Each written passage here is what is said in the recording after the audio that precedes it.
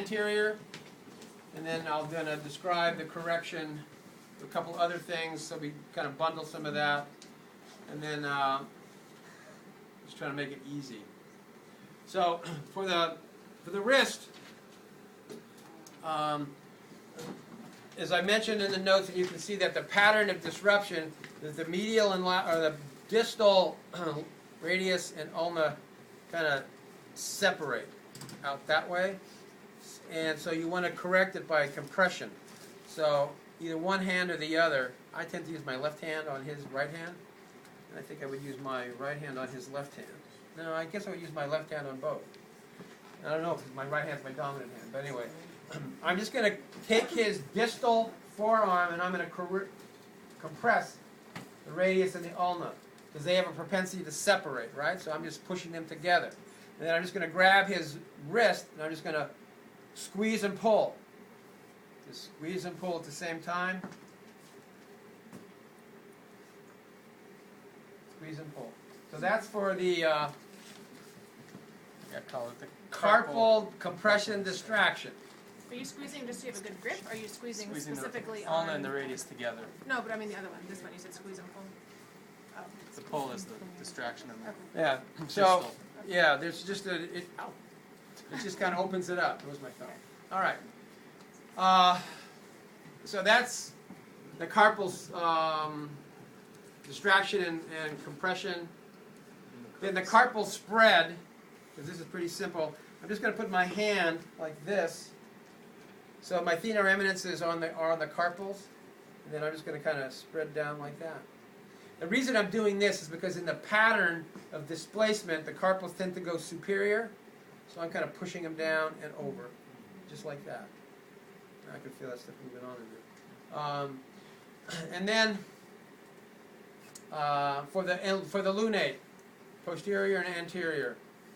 So the way that you would find the lunate, you can find the capitate and the depression in it, the ulnar styloid process, diagonally split the difference, and then this is the lunate.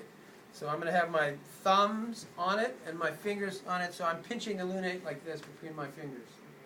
All right? Kind of using my thumbs and my index fingers to pinch the lunate. Then I'm going to have the patient lean back a little bit, which opens up space, right, in the joint. And then I'm going to do the Devo whippet. When I do that, I'm not like pulling them all the way like that. It's a discrete pull back just a little bit, and then just like that. Sometimes you'll get a nice cavitation with that. You have the patient pull back too. What's that? You have the patient lean back. No, the patient leans back.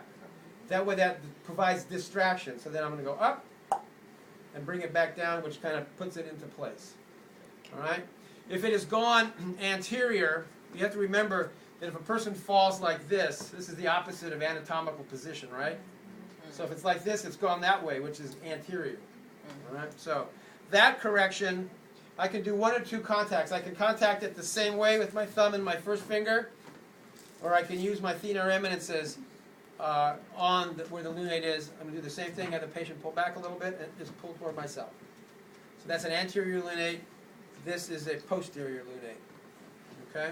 Now, another thing to consider, this is not really manipulation, but when you want to mobilize or feel the carpals, you can just kind of either use your thumbs and just kind of, start moving the little bugger around in there, or use your kind of thenar eminences on them and just kind of flex and extend laterally or medial,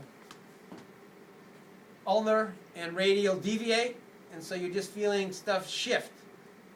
And then, or you can be a little bit more specific. Click, click, click. So this is partly being able to palpate and feel the carpals. And remember, the trapezium is right here. I just released. Oh man, I won't be able to do that in my next. the other one. Yeah. Scaphoid, trapezoid, capitate, hamate is right here. Lunate's back here. The pisiform is here. You can feel the hook of the hamate there. So as you become comfortable, because in the lab practical, I'm going to ask you to palpate landmarks. We're not really going over it so much in the lab because I expect at this point you know them. But at the same time, you will be required to palpate this carpal bone, that carpal bone, and the ulnar styloid process, radial styloid process, and so on and so forth. MCPs, PIPs, DIPs, those are all things you're going to be required to know. All right, so we just went over the carpal compression and distraction, the carpal spread, and then the anterior and posterior lunate. So let's go ahead and review those.